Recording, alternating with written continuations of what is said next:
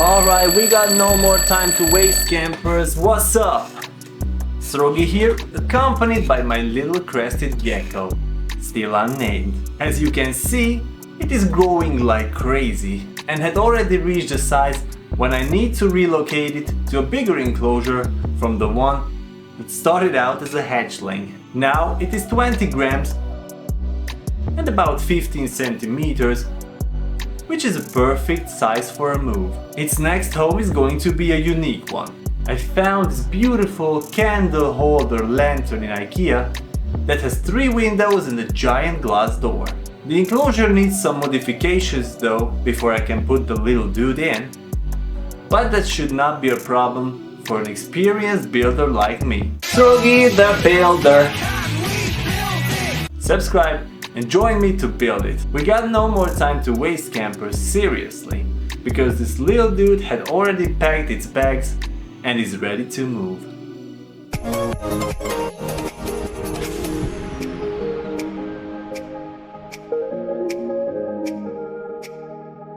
After examining the enclosure, I realized that it doesn't have many ventilation holes on it, only at the top.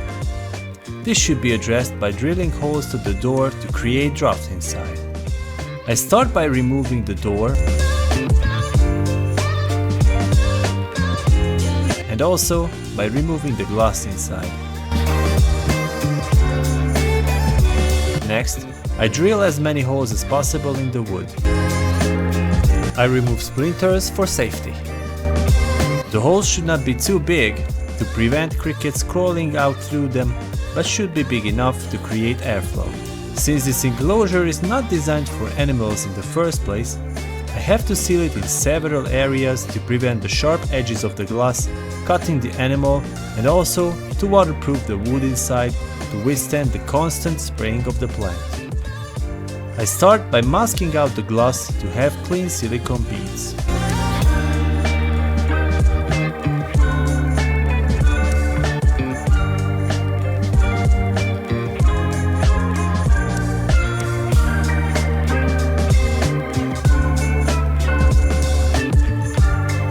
Then, I apply silicone on the sharp edges of the glass panels,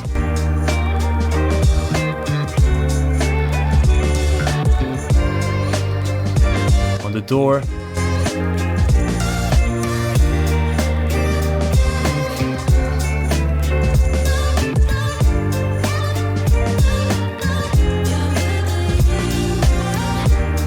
and on the side walls.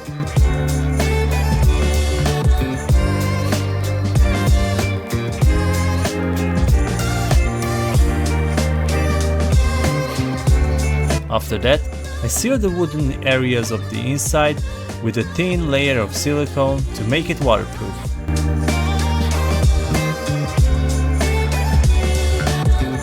Removing the masking tape from the glass feels like removing the protective film from a brand new product.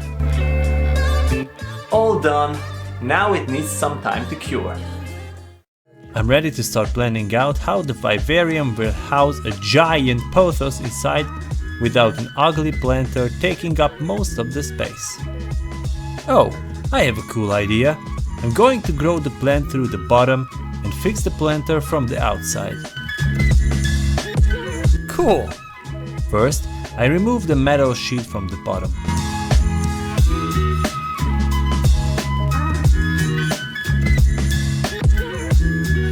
I measure, then cut the planter to size in order to fit it in. Since it is not a permanent modification, I fix the planter to the lantern with zip ties. They will be hidden by the substrate anyway.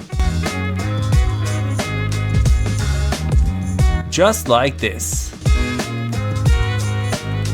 Now we have a planter-based lantern ready for the pothos.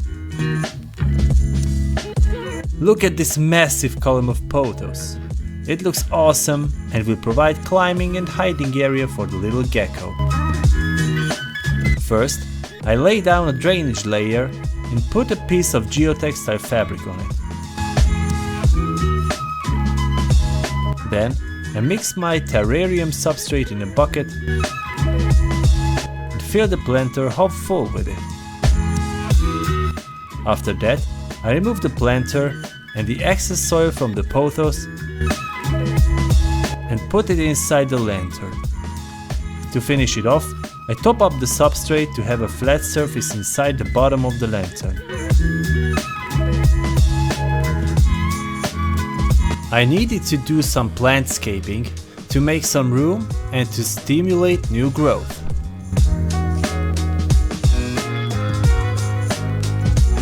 This pothos is getting a haircut too.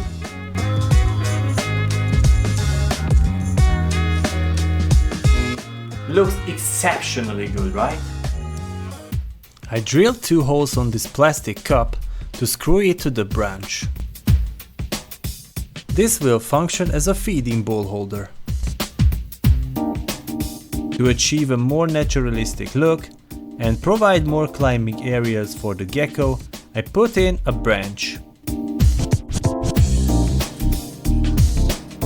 The cherry on the top, I mean the bottom, is the leaf litter, botanicals and stones that I put in to cover the substrate.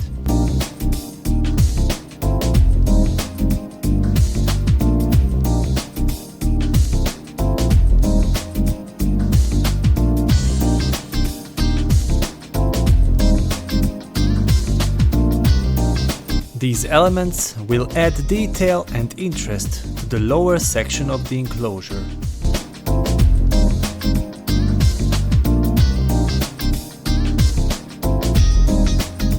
And I hope the gecko will like them too.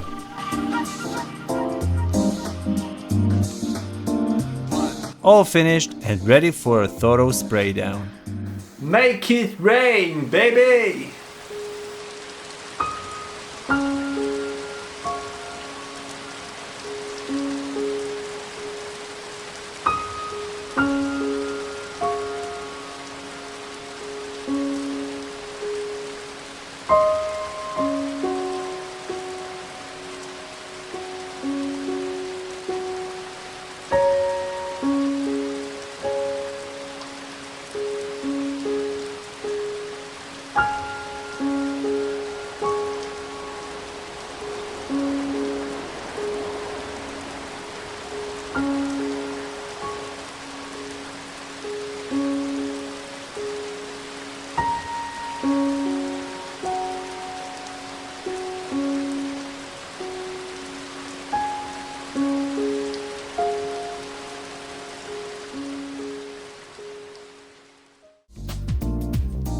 So there it is, my new IKEA lantern vivarium. What do you campers think? Should we add this little dragon-looking crested gecko? Let's go!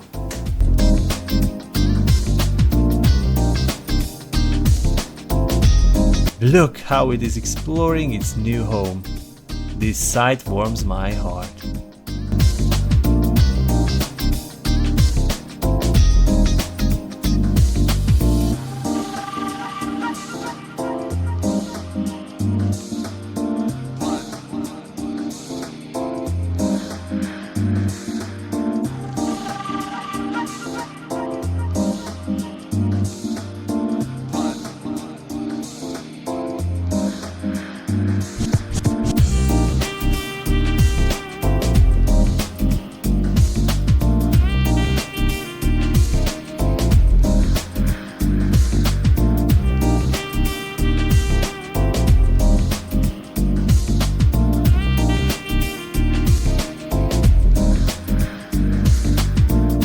In my opinion, this enclosure looks awesome, and it will provide more space for the animal to grow bigger and stronger. What do you guys think? Leave me a like if you like it too. But at the other end, I know that this vivarium is pretty spacious. That means I will see the gecko less. But to know that it is happy gives me comfort.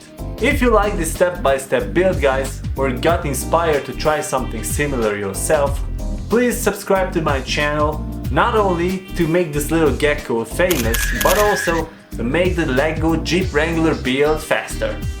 It's almost done, only a few hundred subs and we're complete. Have a great one guys, until we meet again. Bye campers!